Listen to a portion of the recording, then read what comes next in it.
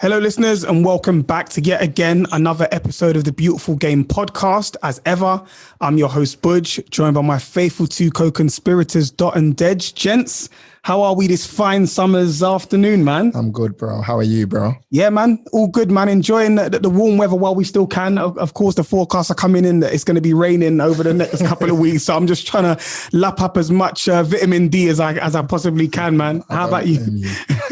How about you, Dej? I'm good, bro. It's only right we do this next guest. You know, we've had Les Ferdinand, Rio Ferdinand. Got to complete the hat trick. So I'm looking forward to this. This is it, man. 100%. We had to complete the Holy Trinity. So we are joined by a very, very special guest in very different circumstances. Of course, we're here in the studio and we've got our special guest on Zoom. So we're trying something a bit different. You know, we're always trying to do different things and iterate and whatnot here live and direct on the Beautiful Game podcast. But with no further ado, we have a very special guest who, of course, has played at the very top level in the Premier League. We remember him for his time at West Ham and, of course, for QPR. And it isn't many former Premier League players that can say that they are front and center and the star of a BAFTA-nominated documentary. But the gentleman that we're joined with this afternoon can say such. And without further ado, ladies and gentlemen, we welcome Anton Ferdinand to the platform. Welcome, Anton. Welcome, Anton. How you doing, man? Thank you, brother. Thank you. All good, man. I enjoyed that welcome. You know, the only thing I didn't enjoy was that I was the last out of the three, man. Come on. Look, Anton, we got to save the best till last, man. We save the best till last, bro. You get me? But I appreciate you coming on. Thank you for taking the time out, man. No problem, man. Thank you for having me. 100%. All right. Anyway, let's get this cracking, man. Dej, do you want to kick us off? Yeah. So how are you doing? You know, seem like you're in a fine background, enjoying life. So what have you been up to recently? To be honest with you, my new nickname's called Peter Griffin, bro. Family guy. Yeah, man. I've been enjoying myself, to be fair, with my family, my kids, my wife. You know, we've just come back from holiday and about to go on another one. So yeah, we're enjoying ourselves. It's been a hard year for everybody, and we're lucky and blessed to be able to go away. And we're going to take the opportunity to do that. So with retirement, often some players have that sort of identity crisis, like they tie their whole being into being a footballer. With you, how have you tried to find that next passion, that next sphere that you're going to dominate? Has it been easy? Has it been tough?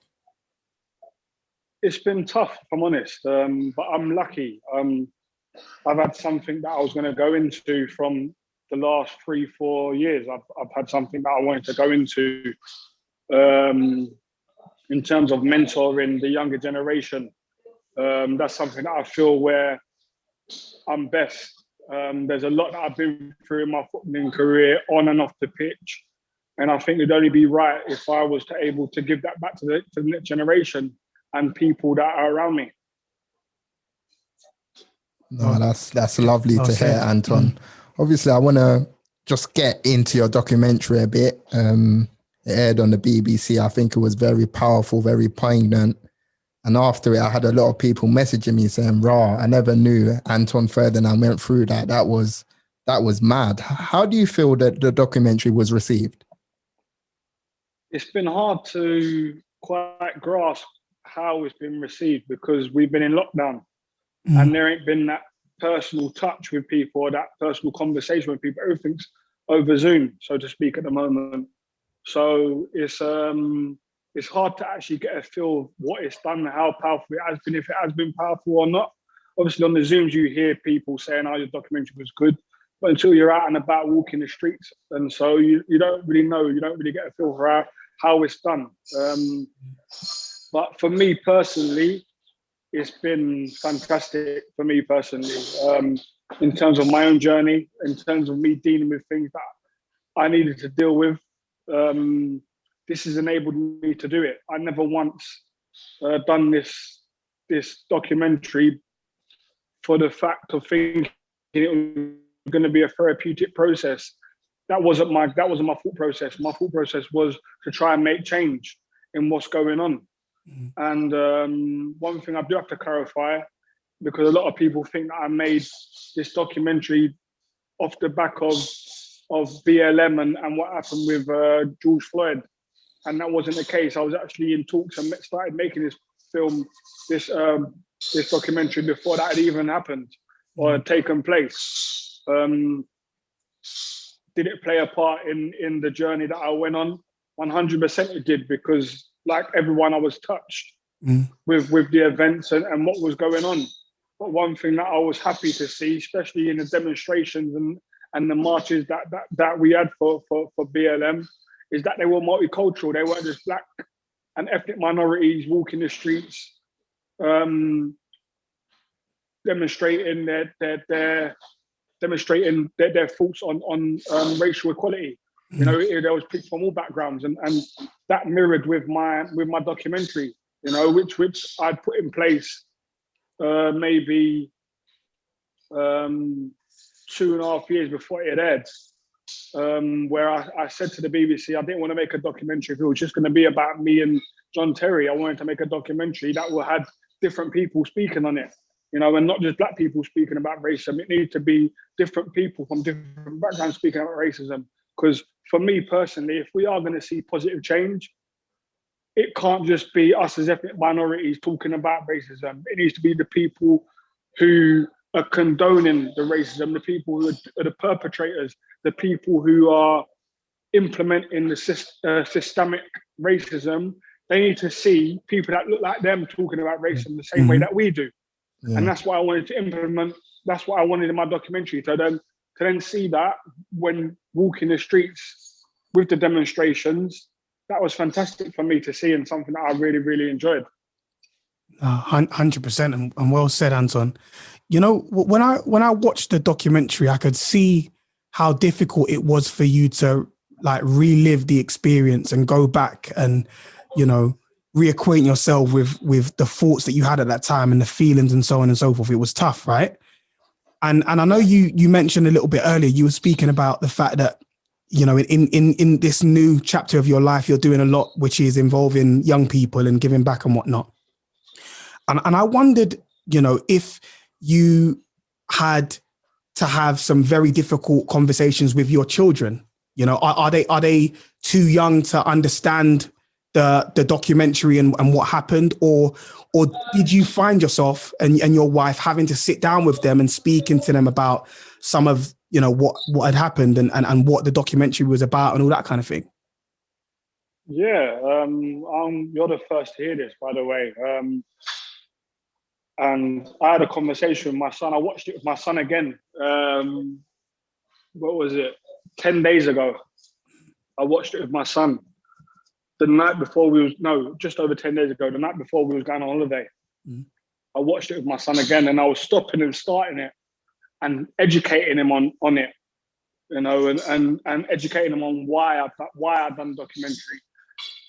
And I was recording his questions and my answers to him. And I'm explaining to him, he's saying to me, why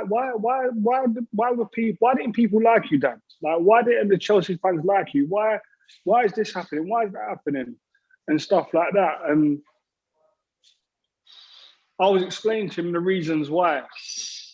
And I was saying, it's just the way football is at times, you know, and the person who I was up against was somebody that everybody loves. And people liked him more than they liked me. That's just the way it was, you know. He was the better footballer than me, and he was the England captain. So in a lot of people's eyes, he was the golden child in this situation, and I wasn't. I said, that's just the way it goes sometimes, son. And he said, to me, and the Chelsea fans, what are they like? I said, it wasn't just the Chelsea fans, it was all fans really, apart from the teams that I had played for. So the West Ham fans, the Sunderland fans, the QPR fans, they were all really good. But anywhere else, I got booed. He was like, Dad, why are they booing you for though, Dad? I don't understand. I was saying, that's just the way football is, son. They were booing me. And he said, what was it like with the Chelsea fans, Dad? I said, the Chelsea fans were obviously the worst with me. Anywhere I went, they were shouting obscenities at me and stuff like that. And he was like, but I don't understand, Dad. And I swear down, the next day, we was in the airport. I'm going to get a coffee and my son's with me and a Chelsea fan is standing behind me. And the old white guy standing behind me, a Chelsea fan, a Chelsea top, and I'm thinking, rah. And I'm with my son. And the Chelsea fan goes to me, you know what, Anton? Your documentary was unbelievable. He went, listen, I love John Terry as a footballer, but what you went through, that shouldn't have happened. And then turned to my son and went, see, your dad, he's one of the good ones. You're lucky to have him as your dad. And that was the day after me explained to him why Chelsea fans don't like me. Yeah. And it was like, I couldn't fathom it. You can't put it in words. Crazy. Yeah. No, it's hard to put in words. And it was like, wow. And he was like, my son was going, see, Dad, the Chelsea fans do like you. But that's just one. That's just one. Exactly. You know, and so, yeah, to go back to your point, the conversations with my son have been hard, but it's the reason why I've done this documentary, because it's educational for him. 100%. No, definitely. Like, if you can educate one person and they change their view or perception on the issue, then that's success. And you kept referring to the other person involved. That's John Terry. He's recently come out in the press. He done a document with Henry Winter where he said time and time again, he's tried to reach out to the family. He met up with Rio on a beach in Dubai, and Rio was like, nah, man, I don't want to talk. Is that true? Do you think he's pulling the wool over people's eyes and not wanting to front up to the situation at hand? I think, as everyone saw in the documentary, that my narrative was controlled by other people because I didn't speak out. Because I didn't speak, I allowed people to control my narrative. And that's one thing that really beat me up for years. And now that ain't going to happen to me. And the fact that he tried to come and control the narrative, that's why immediately I put a message out saying, well, you've not tried to contact me before or after the incident, or before or after the documentary. And if you are wanting to contact me, then ring me. I'm easy to get hold of, ring me. It's not like I'm hard to get hold of for him. I'm easy to get hold of for him. And by the way, you going to speak to Rio, it's irrelevant. Your incident weren't with Rio, it was with me. So why are you speaking to Rio? You know, and listen, I'm a man who now can show empathy to somebody. If this was 5-6 years ago, there's no chance I'm showing this empathy, but I can show empathy.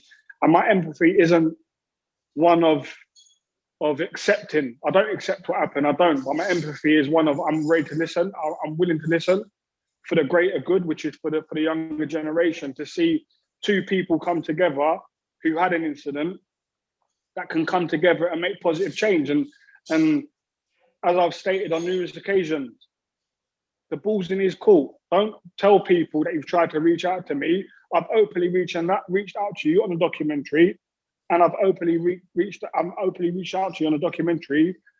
So don't now say I tried to before. And so Anton, would you be open to like meeting him behind the scenes? Maybe his thing is, because I think he said in the statement that you're very elusive with the sort of content that wanted to be recorded. So would you meet up with him, let's say in a pub, and have a chat and say, listen, like, this is what happened. Let's thrash things out and let's make a change for the greater good of society? The word elusive with the content, see that, and you're in production, yeah? When things are produced, would you want to see the content before it goes out? And if it isn't what you want, you don't let it go out, do you? No. Yeah, we've had that numerous times. 100%. Exactly. So it isn't a case of what the content would have been. The content could have been controlled to a point by him and his team for his scene. Because I don't mind that, because I've got nothing to hide. So I wouldn't have minded that at all. You know, I'm open to chat. For me, this is bigger than me and him. This is big. This topic of conversation is bigger than me and him. So why wouldn't I chat anywhere? Of course I would. It's about us showing the football authorities how not to deal with a situation if it ever happened again. And the likelihood of it is, and it's sad for me to say, the likelihood of it happening again are very, very high with what's going on in society and in football at the moment. I'll quickly say just the last one on this, because this is not the John Terry show. We want to make this about you. But where do you stand on this situation? Because I have so many people, I come across them in the street, you know, I'm speaking to my friends and they're like, listen, I don't like John Terry because I think he's a racist because of how he treated Anton. In your opinion, do you feel John Terry is racist? Yes or no?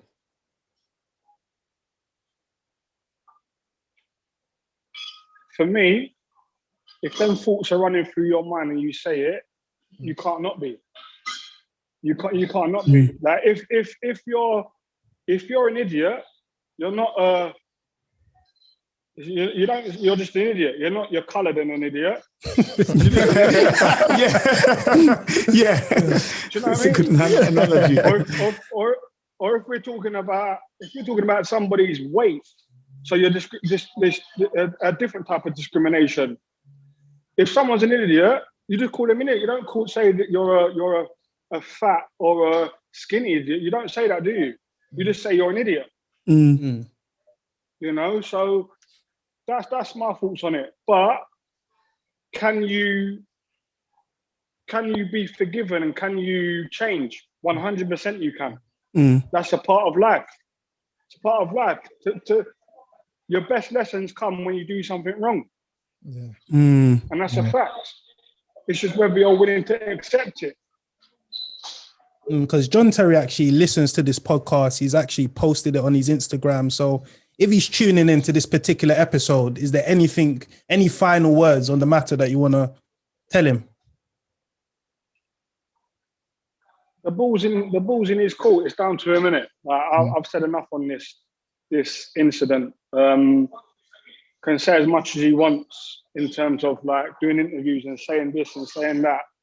But what I would say is, in terms of the career in the game and stuff and where he wants to go, I think it's beneficial that the discussion's had. Yeah, no, 100%. 100. All right, so moving on just a little bit, Anton, what I wanted to ask you about, still within the topic of, discrimination in a game, is your stance on social media, because a lot of the abuse that you experienced, over the years was on Twitter and on social media.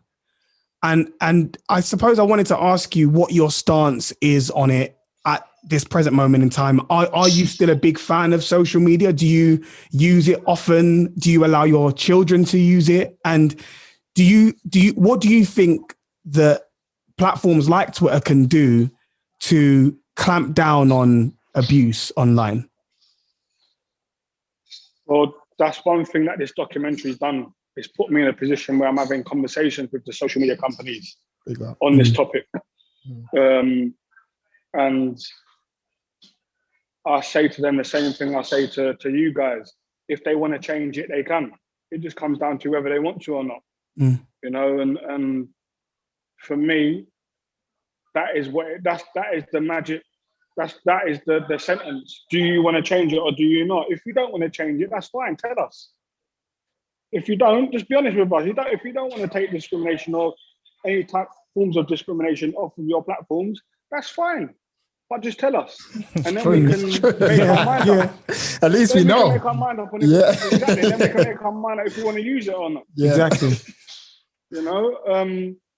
But I still use it. Yeah, I still use my social media. And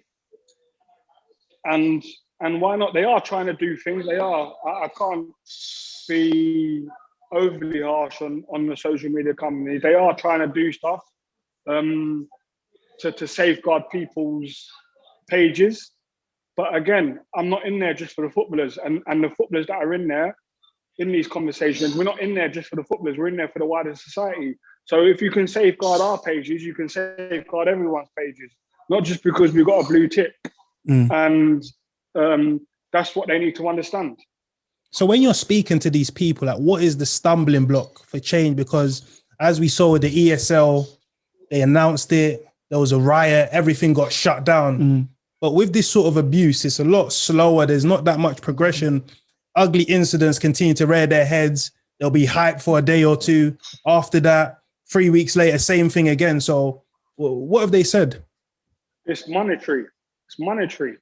They haven't said anything, but you can tell it's monetary just by the two scenarios you're using, the ESL and discrimination on the platform. Why did the ESL get shut down so quickly? Because people's money was in danger. UEFA and FIFA, their money was in danger. The Premier League, their money was in danger. That's why it got dealt with quickly. Money ain't in danger when it comes to talking about discrimination on the platforms. That's why it takes longer. Sad. Yeah, no, well said, Anton. Obviously, we want to go into the early days, growing up in SE15. We took it back with Rio. We have to take it back with you. You know, talk to us about growing up, playing football in the ends, man. How was that? You know what? Oh, you can see the smile on my face. I know we're probably upsetting you with all the stuff we've been saying. No, it was the best times, the best life lessons, who have made me the person I am today. And I guess that's why I'm going to go back to the documentary. I guess that's why people saw how much I struggled with the fact that I didn't speak out, because being from Peckham and the way that I was brought up, you do speak out. If something's jarring you or something's not right, you speak out against it. And I didn't do that at a time when I should have done. And so as I said, the life lessons that I learned on Peckham. No, I was going to say, Anton, like, back then, what were your boys saying? Because they knew what you were going through. Surely they were saying, Anton, wagwan, like, what's the deal, man? What's going on? Do you know what's mad? A lot of people, you know how many of my friends have rang me and said, "What, Anton, I didn't even know you was going through that." Wow. Because and that's my own fault. And that's something I've learned about myself. I was so guarded in terms of everyone thought I was okay, because I was like, I'm a joke. I like to joke, and I don't like to show people that something's wrong. And people just thought I was cool. I thought I was cool.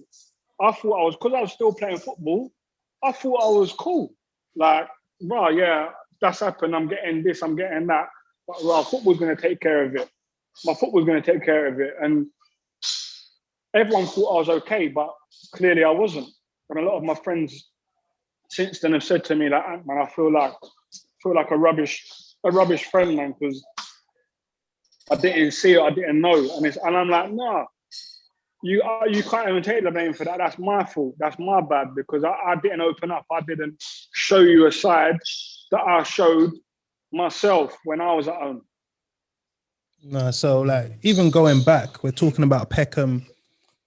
I drove past there the other day. It's re-gentrified. It's not like back in the day with the no ball game signs and all of that. It's changed. So like, you said you were, you learned a lot of lessons on the road with your friends and stuff. So how is it being a parent now in this new era where it's not, you go out on the estate, someone on the block teaches you a lesson. It's more in front of the iPad. So how do you sort of... You know what? Me and Rio have this conversation regularly, about our children. They ain't seen what we've seen. Yeah. Obviously, and gone through what we've gone through growing up. And it's like, how do you instill certain things in them? And I know I tend to use football as a tool with my son in terms of work ethic, because he loves football. If he didn't want to be a footballer, that won't bother me. Whatever he wants to do, as long as he works hard at it and enjoys it, I don't care. So because he loves football at his young age of 7, I tend to use football as a tool to teach him about work ethic. So it's like, okay, he will go outside and shoot 100 balls and go, "Dad, I'm working hard." And I'll be going, "But you're not working hard. That's not hard work. You shot 100 with your left foot. You're left-footed. That's not hard work. Go and shoot 100 with your right foot and then come back. You won't even get to 100 because you'll miss 20 and then get bored because you've missed 20. But when you go past 20, then that becomes hard work because you're now challenging your mind to do something that's not good at doing. Yeah. And that's where the hard work comes in. And it's the same when we talk about maths, son. When you're doing your 5 and your 6 and your 7 times tables, when you keep repeating them and it becomes repetitive, it gets boring quickly. So you tend to switch off and not do it. But the hard work is when you want to switch off, you don't switch off. That's when I can say you're working hard. Because that's how you're going to get to learn it quicker. But I try to use football as a tool to show him the difference in terms of working hard and not working hard. No, that's it. That's it. 100%, man. 100%. So Anton, one of the questions that I wanted to ask you, still speaking about like your childhood and growing up and whatnot. Obviously, in the documentary, there was a part where there was this recording of you when you were really, really young, and you were talking about, you know, the fact that you're happy to play football, and you look up to your big brother and whatnot. What I wanted to ask you is, in terms of the developmental years of your career, right? When you're learning the game and the tricks of the trade and whatnot, do you feel that having a brother who played in the same position as you and was a bit older, do you feel that kind of helped accelerate your development to some extent, if you get what I mean? Because it was very competitive, because he was older than you, because he was the same position. So it's like, you got a mentor that is literally like right at your doorstep. You see what I mean? Yeah. He was the best, and we was in the same club, growing up in the same club. I wouldn't say accelerated it. It was hard, very, very hard, because when you're comparing yourself to the best and they're doing things that not normal defenders do, and he's the first one of his kind to do it, other than the generation before him, which was, or the generations before him, who can you say done what he done other than like Baresi, Bobby Moore? There's not many that done it. I was gonna be gassed. Because but in that bit in between, who's in that bit in between that done it? All the ones that done it after he done it in that era. Yeah. You know what I mean? So he was the first one really that started to think about bringing the ball out and doing this and doing that. And if I didn't do that in the first 5, if I didn't show something that I likened me to him in the first 5 minutes of someone watching me, I was rubbish. He's rubbish. He can't do what Rio does. He's rubbish. And so it didn't accelerate me. It made me work harder. It toughened me up, because at the age of 9, 10, 11, I used to hear regular. I'd go and get a ball. I'd hear parents going, "Oh, he'll never be as good as Rio. He's rubbish. He'll never be as good." And obviously the upbringing in Peckham helped me to deflect that and helped me to have hard skin.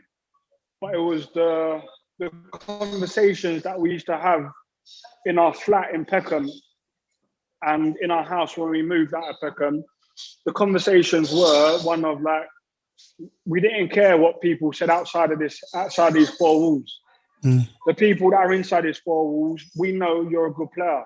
You know you're a good player, Anton. That's all that matters. And Rio's one of them people within them 4 walls telling me that. So when your idol's telling you that, and your mum and dad's telling you that, it's hard not to be able to bounce off your shoulder and go, "Well, I don't care what you say, because your idol's saying it and your parents are saying it, and I know I'm a good player." And that's how I was. But I knew one thing that having Rio as my brother did do, I knew I was going to get an opportunity. I knew it. Yeah. I knew I was going to get opportunity. That's the good thing about having Rio as my brother. I knew I was going to get opportunity, but I knew I had to be ready when that opportunity came. So I knew I had to work hard on everybody, so that when that opportunity came, I was ready. So scrolling back to Peckham, the estate, I know you were, flooded with like bare sick ballers from ends.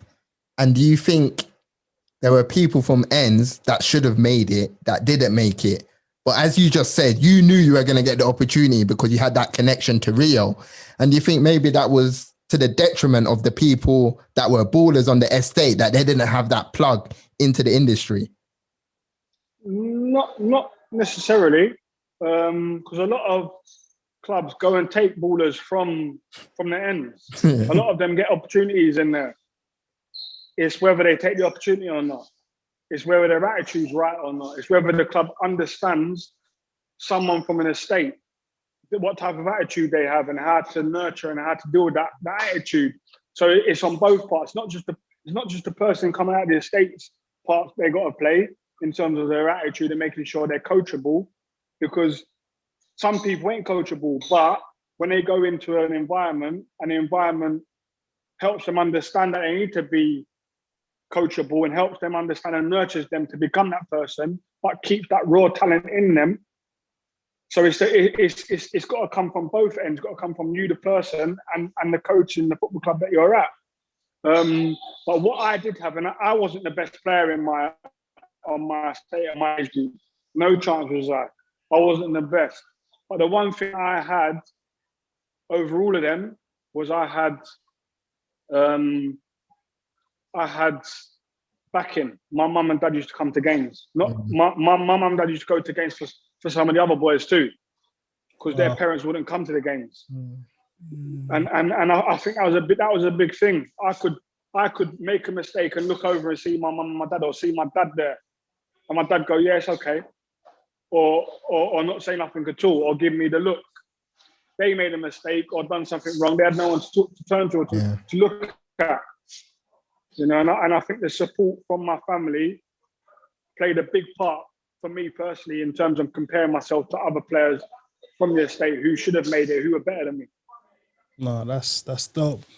I want to talk about the back end of your career, when you went to Scotland, when you went to Southend as well. When you normally speak to people, they say playing in the lower leagues is much closer to the football that they fell in love with. That when you get into Premier League territory, it's sort of like bubblegum content. Everything's watered down. Everything's robotic. But when you get into League One, League Two, there's that sort of brotherhood, that sort of camaraderie. What was your experience of playing at the top end Premier League and playing, League One? I grew up in a club at West Ham where the camaraderie and the banter was like how it is at a League One club. It was like being on the estate with your friends. When we was on the training pitch, we trained properly. There was arguments, there was fights, all because we wanted to improve, all because we wanted to win. But once we came off the training pitch and we was in the dressing room, it was like being in the classroom. It was like being on the estate. There was their jokes, and I was always in the forefront of that. I was always about. That's what I went to football for. I went to football to kick ball and to crack jokes. Yeah. And that's what I was about. And I was like that throughout my whole career. It was when I got to Southend when it was like you crack jokes all the time, and I wasn't used to that. Okay. Yeah. That camaraderie and people crack jokes, but people wanted to crack jokes on the training pitch, and I was like, "What are you doing?" I'm not on that. Like I'll crack jokes in the dressing room and in the treatment room, 100%. I'll be the life of the party. But when we start to play ball, don't try and joke with me. You're looking to clamp people, innit? You're looking to just get stuck in, fam. No, to be fair, if someone got shaked and baked or got dubbed out, I would be shaked and baked, As long as That's the first time I've heard that one. As long as it weren't me on the receiving end of it, I was all for it. And how did that experience differ to when you went abroad? So like, we're seeing a lot more players going out to places like Turkey. We actually spoke to Benik Afobe on the platform, and he was speaking about how competitive it is out in Turkey, and some people might not understand just the level of competitiveness of that league. So what was your experience like, out there, and how did it differ to being, on your local soil and what you're familiar with, familiar territory? I loved my first stint in Turkey was with Bursaspor, and I loved every minute of it. When you talk about pressure, there's pressure on every game. Every game out there, there's pressure. Bush was one of the biggest clubs out there. It was in like one of the top four until recently. It's gone down now and they're in the league below. But when I was there, they're the first team to ever win the league outside of Istanbul. A few years before that, I went there. So when I went there, the club was massive. There was expectation, there was pressure. It was something that I had never experienced in England, but I always thought that I should have experienced it in England. I should have been at a top four club. But I never got there, and I was able to have that in Turkey. And Bennett's right. The competitiveness of the league is really, really good. It can't be underestimated over there. The only difference is the pace of the game. It's more like an international type pace of the game. Okay, yeah. But people are competitive over there, and the fans are on you. Crazy, isn't it? I can imagine. They're on you. Yeah. So yeah, Anton, I just wanted to ask you, what's next for you? Obviously, you're retired now. You've done your documentary. You're a married man. You've got kids. What is next for Anton Ferdinand? What's the next chapter in this long book? What's next for me is to continue mentoring the next generation of footballers for Rio Global Sports Management. That's what I'm working with. That's what I work for. And as I said, my mum was somebody who had a knack for giving all the time. There was, like people say, there was never enough hours in a day. She always found time. And as part of her legacy, I want to continue that. And that's why mentoring to the next generation is so big for me. But now that the chapter of the footballers finished, and I didn't reach the heights that I wish I would have reached as a footballer. That's my personal opinion. Yeah, I played at the top level for 11 years and I had a fantastic career and a career that people will be proud of. But because of my own self, I didn't reach the potential that I should have done. I should have played for England, I felt, but I didn't. But that's my own problem, and I know why I didn't. So now that that's closed. What? So when you say now you know why you didn't, is that because of your ability or let's say football politics? It wasn't my ability, no chance. It wasn't my ability. For me, there was football politics in it, 100%. But away from that, I got to look at myself. Before any of that, I got to look at myself. And there came a time in my career where I relaxed, and I relaxed a lot. And the reason why I did relax was because I had finally come out of Rio's shadow. And that was after my first year in the Premier League. After my first year in the Premier League, I went from walking in places and walking around and people going, look, there's Rio Ferdinand, brother Tara, there's Anton Ferdinand. And that was such a big thing for me. You've got to think I've been compared to my idol, which is my brother, since the age of 9 years old. And to finally be known as Anton Ferdinand, not Rio's brother, it was such a big achievement for me that it was like, I've done it. And I just relaxed. And that's my own fault. My own fault. That's nobody else's fault. That's my own fault. And when I relaxed, I became inconsistent. Whereas the previous years, I was a 7, 8 out of 10 every week. I was people talking about me because I was consistent. And when I did relax, I became inconsistent. So, like, are you at peace with that now? Like, can you think, okay, you know what? That's gone now. I'm moving on to the next chapter of my career. Let me dominate that field. Yeah, I'm at peace with that. I'm at peace with it. And the reason why I'm at peace with it is because that's my story. That's my journey. Yeah. But that story and that journey is going to allow me to nip that in the bud if anyone else has that problem. And it ain't just coming out of a situation where you're coming out of somebody's shadow. It could be anything. And the minute that I see one of the players that I work with start to relax, I'm going to be on them because I understand what it can do to you. So what's the traits of relaxing? Like, what kind of things do you start seeing that's visible to you? Inconsistency. Start trying to take liberties. Not concentrating fully. When you're playing against the lesser teams, or when you're playing against the lesser players, you don't take it as serious. But then when you're playing against the big boys, you're the best player on the pitch.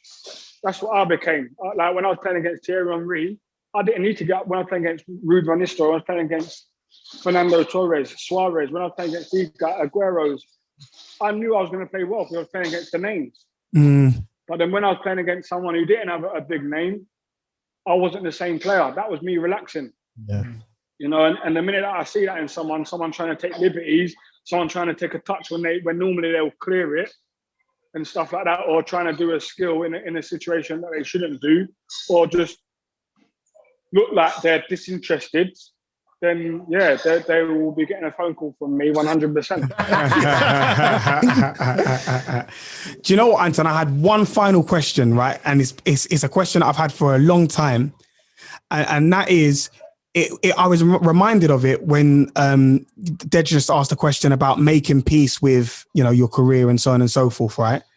And one question I've always had is how long it takes to get over certain things, right? So a prime example is, you know, the infamous Gerrard slip, right? How long does it take as a player to get over disappointment, failures, those kind of things, right? And I'm thinking about way back 2006 FA Cup final against Liverpool, right? Goes to penalties. It was a crazy. To be fair, that's probably one of the best FA Cup finals of all time, right? But it goes to penalties. Now, obviously, prior to you had a decisive penalty, right? But prior to your penalty, obviously, I think it was Konchesky and I can't remember who else missed. Zamora. I think it was Zamora, right? So he missed. They both missed, but ultimately, you take the final penalty that decides it. And in a moment, you're disappointed, so on and so forth. How long does it take, or how long did it take for you to finally make peace with it? Like it's gone. There's nothing I can do about it. I move on. I make peace with it. Like, have you made peace with it? Is it something that you still flash back to today? Do you know what I mean? I can talk about it now. It took me years to even be able to talk about it. But I still like wake up and think about it. It still haunts me to this day, just put it that way. But it took me like a good 7-8 years to even be able to talk about it properly. Oh. But like, as I said, still now, it haunts me now that I missed that penalty. Crazy. That's crazy, man. Yeah. I think we just want to end on a quick fire round, maybe one question each. So, what is my question? I haven't even thought of my question. I can kick off. Yeah. My question for you, Anton, is a 2-part question, right? So you look like a trendy guy. You know, you're into your fashion. I see you with a salmon pink t-shirt on and whatnot. So it's a matching, man. So the first question I want to ask is, if you're going out for a date with a missus, right? You're traveling, of course, with family and whatnot. You're about to go on holiday. Date night with a missus. What trainers are you wearing on your date night with a missus, or what footwear are you wearing with, on your date night with a missus? That's the first part of the question. The second part of the question is, what is your most played song on your playlist on your phone right now?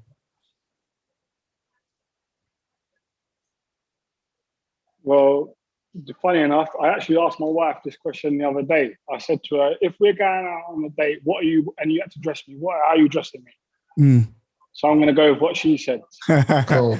A crisp white shirt, a pair of chinos. Come on. Fitted chinos, and a crisp white fresh pair of trainers. Yeah, nice for the summer as well. Yeah, summery. That's tidy. That's tidy. Yeah. Shirt rolled up though, sleeves rolled up. Come on. Yeah. Come on. Yeah. And then what's the most played song on your playlist? The most played song on my playlist right now. It's just been my wedding song is Jagged Edge, Gots to Be. Okay, those tunes, throwback tunes, right? Them tunes there. Come on. I think my I know one thing. You lot are gonna go. You lot are going to go back to your missus tonight and play the tune. I know it. I'm making notes, Anton. I can see it. Anton, my question is, when you go back to Peckham, how does it make you feel? That's a good question. I feel proud. I feel proud that I came from a place like Peckham.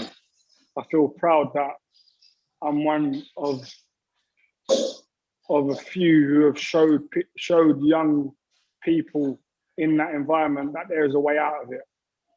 And that's reciprocated by the way people treat me when I go there. There's nothing but love.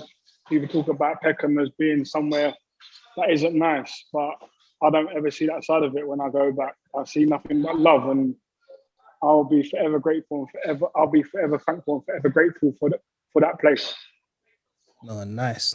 Big up, man. The last one from me is, what is your biggest achievement outside of marrying your wife, having your kids, and football? Oh, Pressure.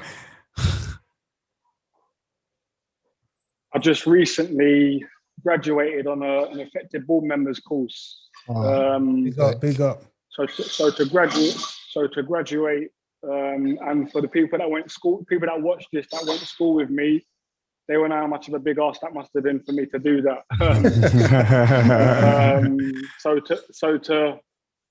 to have graduated and in something that I knew nothing about, which was governance and how a board works and how different board members' behaviours should be and how they should operate, and the frameworks of organisations and companies, to now understand all of that, for me, is a massive, massive achievement.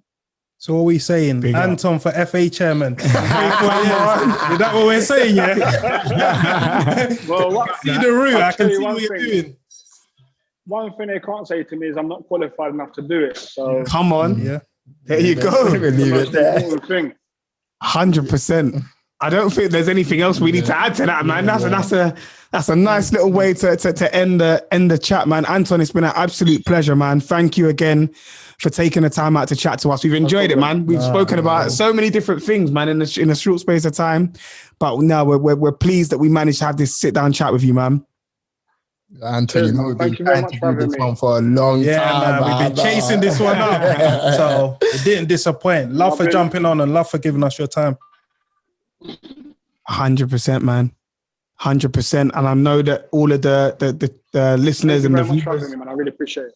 No, pleasure. Big up, man, Anton. We know all the listeners and the viewers will enjoy it as well. So thank you guys also for tuning in up until this point in time. Just a very quick reminder, if you're not yet following us on Twitter, it's at podcast_TBG, on Instagram at pod_TBG, and you can listen to all of our interviews on Spotify, and you can watch all of our interviews on YouTube. So make sure you hit the like button on this one, subscribe, and all the rest of the good stuff. And we're going to catch you on the next episode. Until then, over and out.